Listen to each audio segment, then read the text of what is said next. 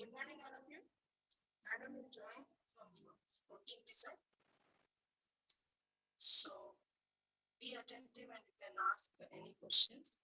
Madam will.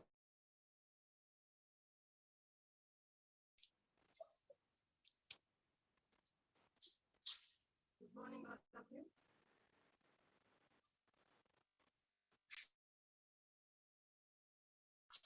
Madam will join in another 1 or 2 minutes. All of you be attentive and ask.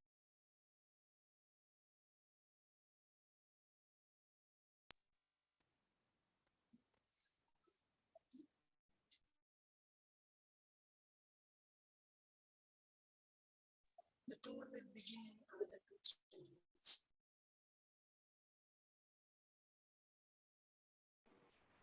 Good morning, ma'am.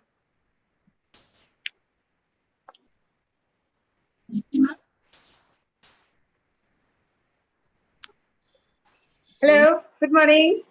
Ma'am, we are not able to hear you. Can you hear me? Yes, we can.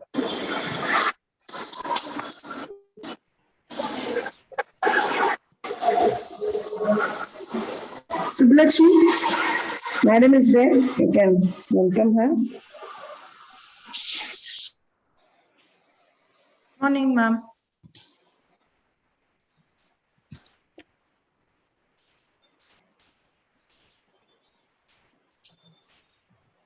Good morning, Deepti ma'am. How are you? Good morning, I'm fine. How is everybody? Yeah, fine. Thank you, How ma'am. many students do we have today? Yes, all are good. Yeah. So thank you for accepting, ma'am, the virtual industry tool for our students. So welcome students for the industrial virtual tool on protein design private. Today, Dr. Deepti Saini ma'am will be explaining about her industry and field, which she is more knowledgeable about. Ma'am, we request you to please introduce yourself and go ahead with the industry visit. Thank you. Sure. Good morning, everyone.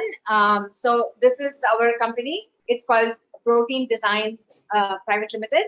And we are officially incubated by Society of Innovation and Design at IISc Bangalore.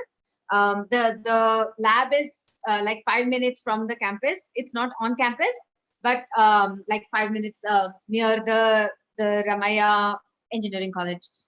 So yeah, I'm here at my office this morning, and at Protein Design, we do proteins. So recombinant proteins like enzymes, hormones, antibodies, structural proteins, whatever comes to mind when you think proteins, and can be expressed in a recombinant system.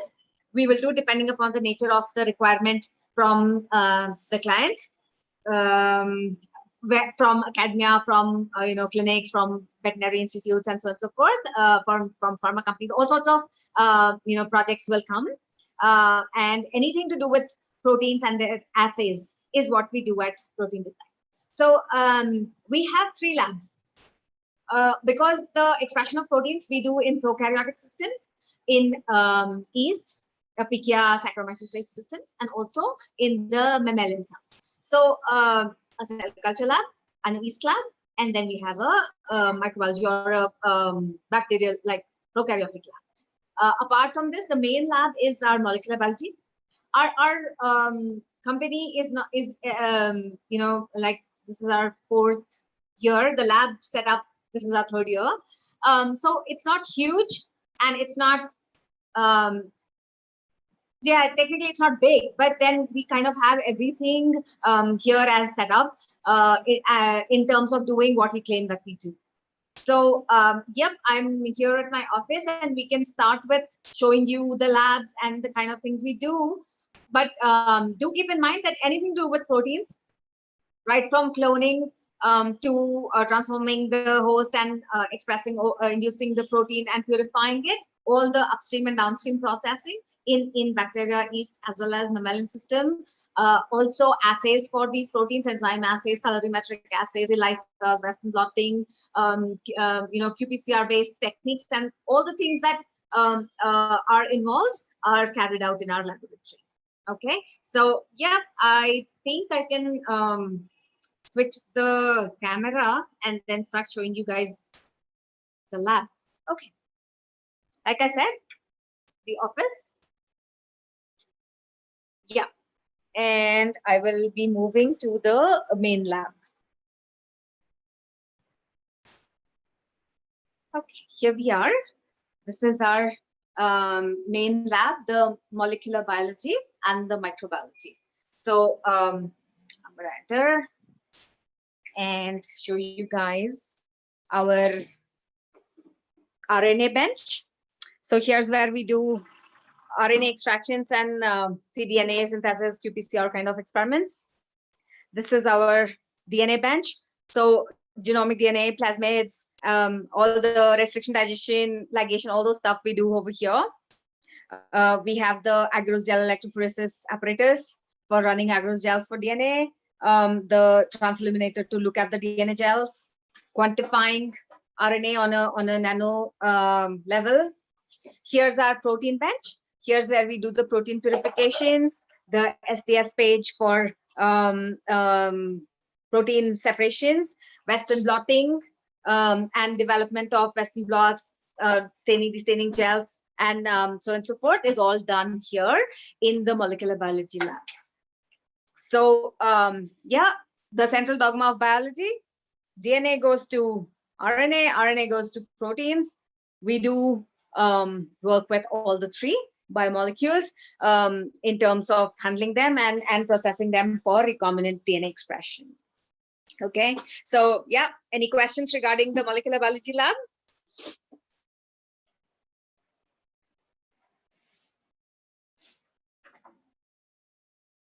Or are we doing questions later? Yes, ma'am, that will be better, I think. Okay, okay. I'm gonna move to the microbiology lab. So here's where we have the laminar flow for workbench for bacterial work. All our transformations, plating, inoculations, etc. we do over here. Mostly E. coli based expression is what we do. the incubator for growing the cells on the plates, and also for liquid cultures is here. And here's where we keep all our broth and agar medium for the bacterial cultures. So yeah, the microbiology is done here. And over here in the same lab, we have the PCR workbench. So here's our thermal cycler. It's a gradient thermal cycler. So anywhere from 1 to 96 reactions can be run at the same time. And in the gradient system, we can optimize for different annealing temperatures at the same time and optimize, the best conditions for the PCR run. So yeah, any PCR-based diagnostics, PCR-based amplifications. For cloning also, we do amplifications by PCR. So yeah, the PCR workbench and the microbiology. So any proteins that need to be expressed in a large scale, all sorts of plasmid vectors with different tags, different antibiotic selections, and etc. we use here for cloning and expression of different proteins, which are then purified by affinity chromatography or ion exchange or hydrophobic interaction chromatography, gel filtration, etc. All the downstream processes that we run over here. Yep, back to the main lab, and I'm going to get out of here. So this is one lab where we do all our bacterial work. Okay, I'm going to move to our qPCR workbench. So this is our qPCR machine, and all the COVID diagnostics and a whole lot of RNA-based diagnostics, gene expression studies, and so on and so forth. We do by qPCR, quantitative or real-time PCR.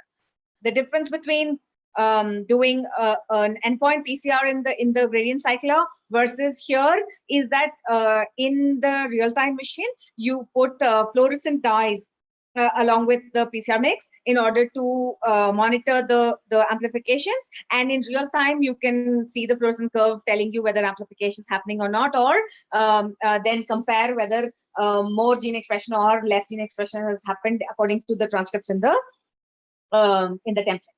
So yeah, that's our qPCR station. And also we have the ELISA reader here, which does colorimetric analysis, assays. So plate formats, we do right from doing protein assays like Bradford and BCA method, Lowry's, all that, to ELISAs, which read at the blue or the yellow endpoint. Then we do enzymatic assays, anything which is based in colorimetry, we can run here. So here's our ELISA reader. So yep, making proteins, assaying them are the kind of stuff that we do.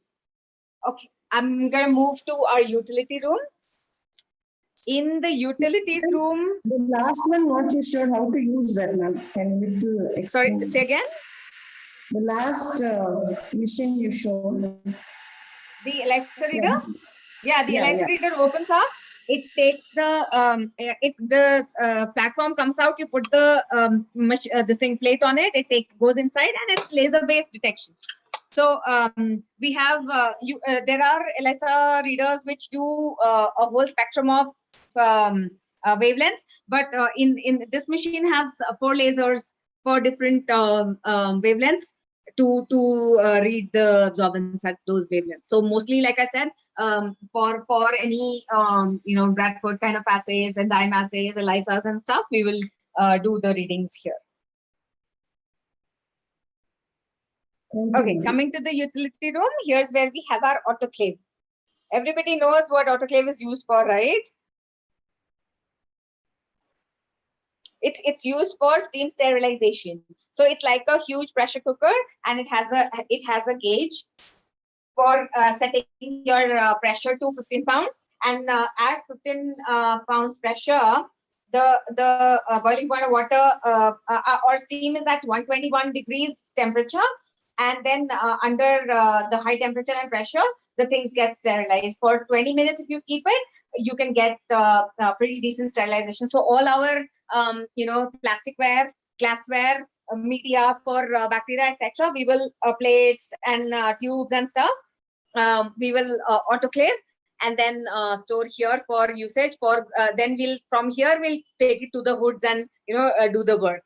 Here's where we do our washing and cleaning. The electroporator and the sonicator for making protein lysates.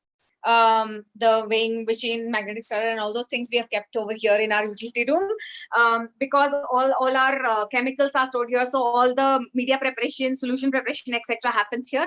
Yep, that's where we do the preparations for buffers, solutions, media for the bacteria, for the yeast, and so on and so forth, and prepare the raw material for the projects. So yeah, moving on from the utility room to our yeast lab. So here's the entrance to the yeast lab, and okay. This is our yeast hood. So just like we had a hood for working with bacteria, this is where we work with yeast like Pichia, Saccharomyces, etc., do their transformations and plating and etc. for recombinant expression of proteins in yeast host. Now the thing is, yeast requires slightly lower temperatures to grow, 28 to 30 degrees. So the incubator that we had for bacteria, if the ambient temperature is like 35 degrees, won't do 30 degrees. It's not cooling. 37 degrees for bacteria and all is great. So here's where we have our incubator, which is cooling incubator, shaking incubator, and we can set this at like 28 degrees and do yeast cultures at a cooler temperature. So yeah, all our yeast work gets done over here, and we have done recombinant expression and purification of proteins from yeast for quite a few clients.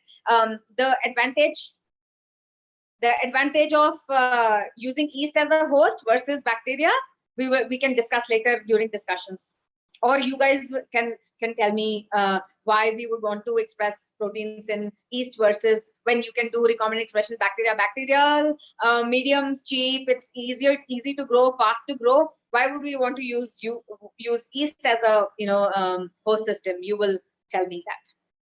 Okay. Here's where our refrigerated centrifuge is. So here for larger volumes, up to 3 liters, we can centrifuge at 4 degrees. So it's a cooling, it's a refrigerated centrifuge for medium that we have induced for cultures to grow recombinant proteins. Okay. Also in this lab, we have our freezers, the -80. For long-term storage of RNA, DNA, and samples for extraction and things like that. And then there is the -20 freezer where we put our enzymes and plasmids and stuff. So for storage, yeah, our stocks etc. go into the -80. So the freezers also are there in the yeast lab. Okay. So I've shown you the molecular biology, microbiology lab. I've shown you the yeast lab and the utility room where we do all the preparations for the kind of experiments that we do. Okay. I'm going to move to the cell culture room. Here's our cell culture lab. Technically, the cell culture lab is supposed to have a double door, which means you enter one door, close it, and then open the other door so that no contamination from outside gets into the culture lab. Because mammalian cells tend to, cultures tend to get contaminated really fast. So what we have done is we try and do restricted entry into the cell culture lab, and the fact that we put a UV light for decontaminating the whole room, and also we have an air curtain which runs. When we open the door, it floods you with air when you enter it, so that you will get decontaminated. Okay, here's our cell culture lab. Switch on the lights. The hood where we culture mammalian and insect cells, adherent cell lines like HEK, CHO, any cell cancer cell lines like breast cancer cell line, kidney cell lines, lung cells and things like that are cultured over here. Then we have a refrigerator over here in order to keep the media and stuff for cell culture work. So yeah, everybody's aware of what kind of media is used for cell culture work, right? It's different from bacterial and yeast medium. Here's where we have the centrifuge being balanced, etc. The microscope to look at the cells and count them. Hemocytometer. I'm sure everybody has seen a hemocytometer. We use it for counting cells. And here's our carbon dioxide cylinder, the CO2 incubator for incubating cells. Cell culture we do for, like I said, adherent cell lines, and also suspension cell lines like T cell based or B cell based cells. So those are more floaters, and we will use them for treatments and checking out how various conditions affect the growth or the biology of the system. So the kind of experiments that we run in the cell culture lab are obviously expression of proteins, recombinant proteins.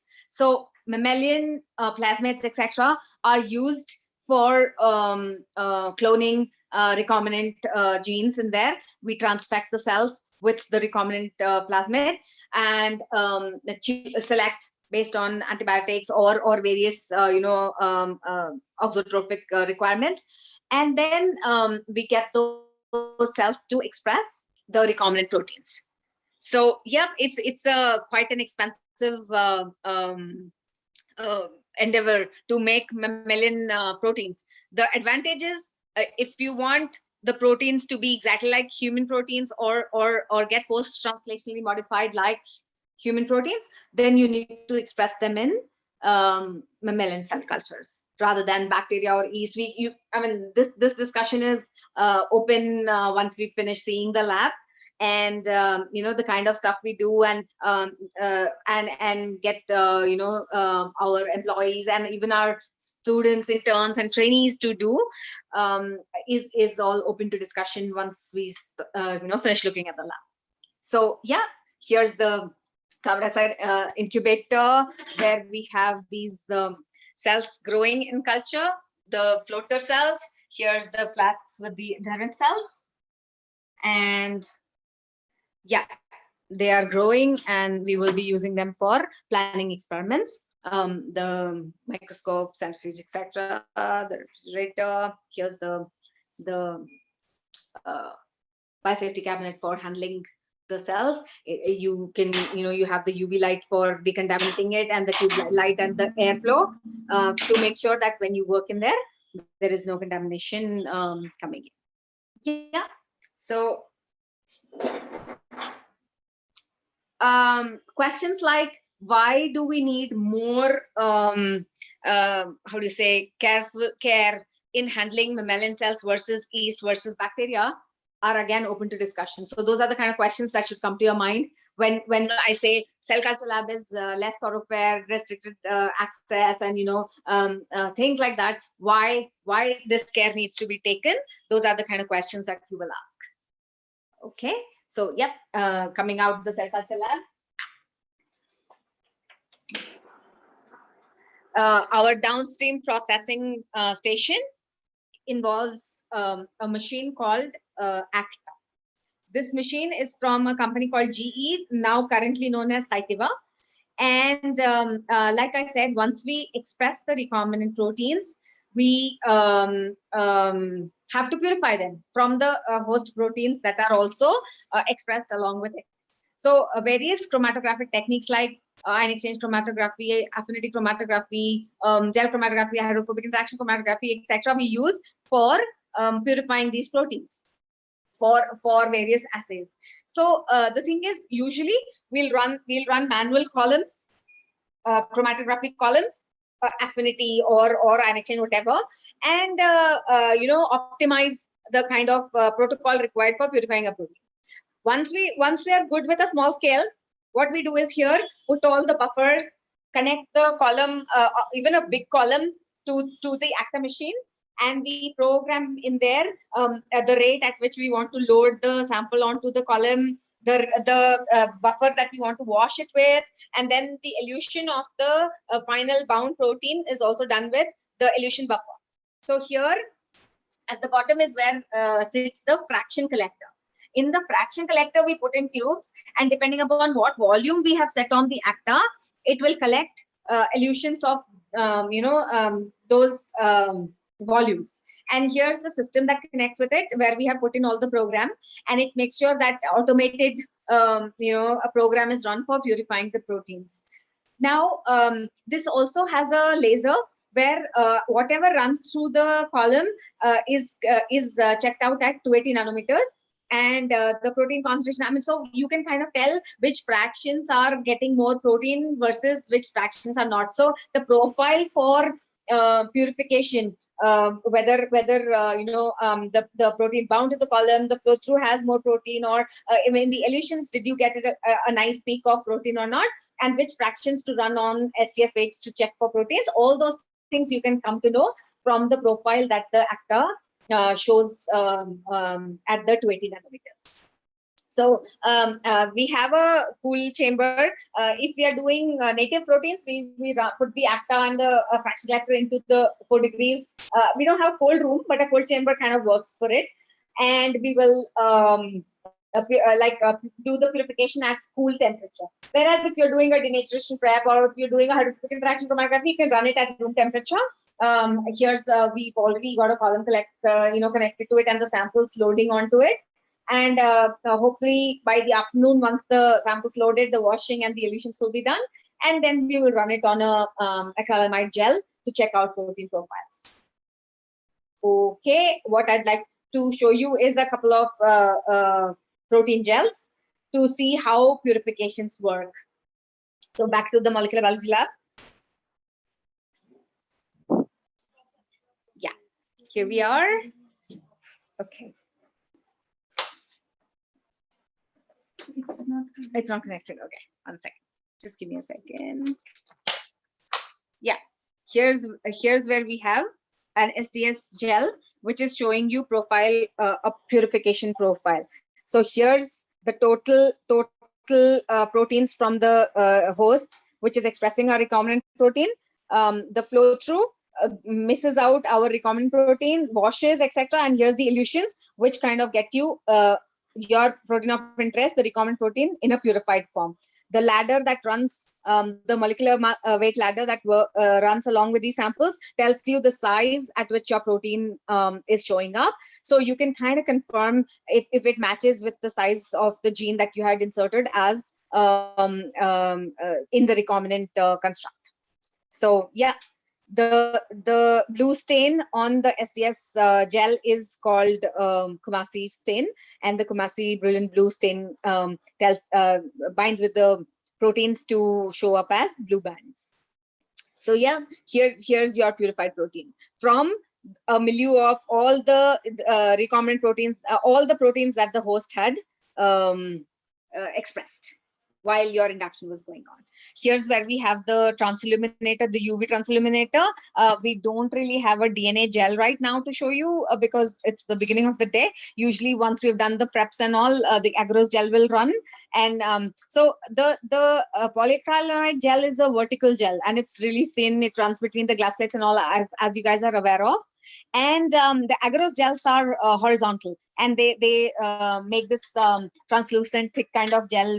We have these trays in which we cast the gels. The comb here makes sure that the wells are cast into the agarose gel, and then once the gel is cast, we run the tray, put the tray into the running tank, put the buffer, and from the cathode to the anode, the run will happen. So you can cast a small gel for a few samples, or you can cast a big gel for a whole lot of samples.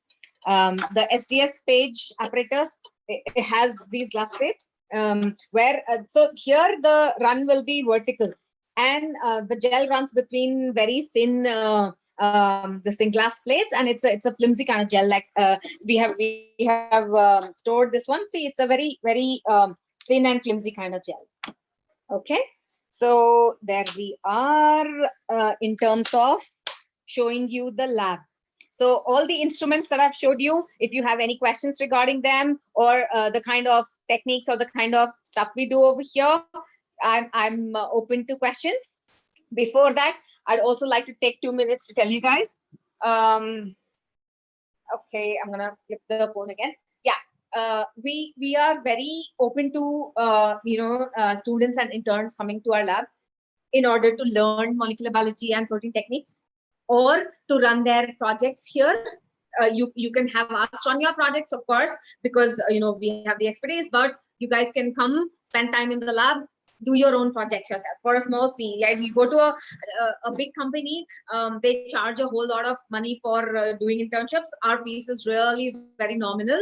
So anywhere from between semesters, or between your bachelor's and master's, whatever time students have, they'll come and spend from like Saptagiri College, Riva, Mount Carmel, and MSR Institute. I mean, the engineering we have here, Amani College. I've had interns from a whole lot of colleges in Bangalore, VIT, Vellore, and yeah, here from MVIT college also. For anywhere from like a week, 10 days, 15 days, 1 month, 2 months, people have spent in the lab and learned all sorts of molecular biology techniques and protein purification techniques. Depending upon what time you want to spend in the lab, or what all techniques you want to learn, we will charge a nominal fee. It's not like the big companies will charge you like 40,000, 50,000 for doing your internships or projects. And since we are a registered company, it is a certified industrial training internship. So yeah, like I said, we're very happy having interns and students come over to our lab. Apart from running our client projects and doing internal R&D, we are very open to students spending time in the lab. So yes, that's kind of the overview of what we do at the lab. I've shown you all the labs: the bacterial lab, the yeast lab, and the cell culture lab. If you have any questions regarding what all techniques we do, or what are the final outcomes of our research, please shoot. Why various systems? Why all the kind of work we do? Any of those kind of questions? Any questions regarding internships and coming over and seeing our lab? See, I would have loved to have offline or have all of you visit over here for an industrial visit, but then since you all are with all this COVID restrictions going on, and everybody being more comfortable with online, it's the best that I can show you around. So yeah, I think I'm going to stop talking and take any questions that you have.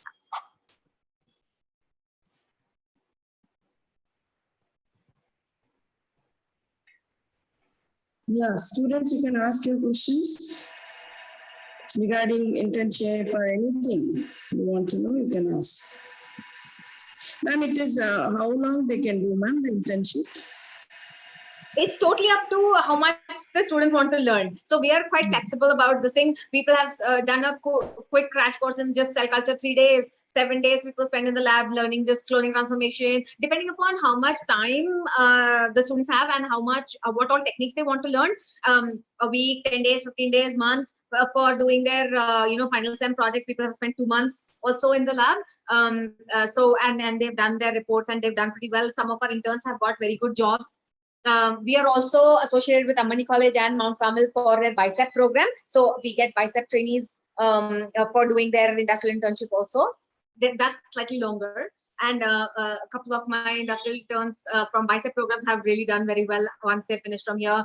One of them went to do, has joined a PhD in ISC, but the other ones, they've got very good jobs in very big companies, on them getting a job in like Pfizer. So yeah, internships, certified internships are open for students. I know it's not a big lab, so we don't take like 10 interns, but a group of like 3, 4 or 2 students is most welcome at a time, so that we don't crowd up the place and they can actually do hands-on training. See, the point is, you go to a big company, they'll do demos of their machines. They'll show you some techniques, and you learn like one particular thing thoroughly. But here, since we do a whole lot of stuff, anybody who interns in the lab can learn a whole lot of techniques and get hands-on, do their own PCR, run their own agarose gel, cast their own SES pig gel. So all those things are available for students. What they see, they learn as practicals in their course, but don't get to really do themselves or practice. So yeah, that's the thing about internships. Yeah. See, students, you can go in batches. You need not panic that the madam is taking only 3 or 4. So once you sign up, they will give you the time, and that time you can go. After they see how many students are there, they will allot you. Yes. So we also do online trainings for credit points for your courses. Also for internship kind of thing. So the whole like a 10-day or a 15-day session with demos, theory, brush up and things. So those kind of workshops also we'll put up flyers for, and we'll send to ma'am, or even this thing in the on our website. So you are most likely to join our next. It's the fees for the online trainings is really low, like 2, 3, 4,000. It will be for like a 10 days program. Offline internships, if you really want to do hands-on, you're most welcome. So anyway, the students want to learn, we are happy with helping them train for molecular biology and protein work. Thank you, ma'am.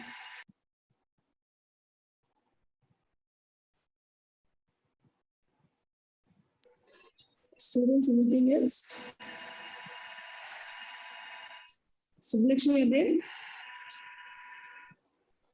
Yes, ma'am. Any questions regarding the experiments and the kind of projects that we do? Yes, ma'am. We would like to know what you do exactly. Yeah, what kind of projects you have right now and what you have completed. Few of them you can. Yes. So like I said, we do recombinant protein expression right from amplifying them to cloning them into a vector, transforming the host, and then expressing the proteins, purifying them in bacteria, in yeast, as well as mammalian system. So we've done a whole lot of proteins that we have expressed. And I sincerely urge the students to look up the differences between expressing proteins in bacteria versus yeast versus mammalian. So what are their pluses, minuses, what are the advantages of doing it, the price, the costing, and things like that is involved, and the kind of product that you'll get. So which kind of proteins you'll do in bacteria, how will you choose which system to express your protein? And see, half the time we'll do what the client wants, but if they're looking for advice, we can always suggest which system would work best for the kind of proteins that they want to do. So that is one thing. Then in the cell culture lab, we also do the kind of projects where we'll plate the cells, the untreated versus treatments with different toxins or different protective agents against the toxins. The LC50, IC50 kind of calculations with cell proliferation assays we will do, and then we can look at the gene expression in the cells when the treatments are done with various concentrations of the drug and things like that. Also at protein level, we can check by Western blotting the gene expression. So qPCR studies for mRNA level gene expression, also Western blotting for doing protein level expression under various kind of treatments. Those kind of projects also we have run for academia and for industry.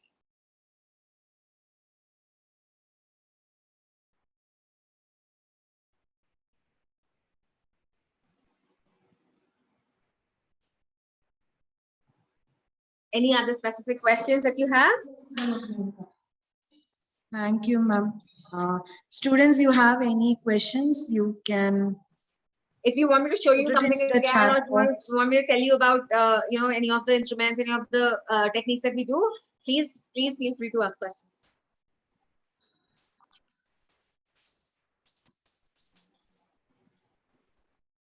Thank you, ma'am. If they have anything else, we will get back to you. Yes, you can leave my phone number and email address with the students, and yes, I'd be happy to connect with them on WhatsApp, email, or calls if you have any more questions, or if you want to, visit the lab, or if you want to connect for internship, please feel free to do that. Sure, ma'am. Sure. Thank you so much for your time, ma'am. You're most welcome. I hope you looked at all the stuff that I showed you, and it made you more curious and interested in molecular biology and protein research. I'm happy to always talk to students. So yeah, happy researching and keep in touch. Thank you, ma'am. Thank you, ma'am. Thank you all for joining. We'll get back to you later. Thank you, ma'am. Sure. Thank you.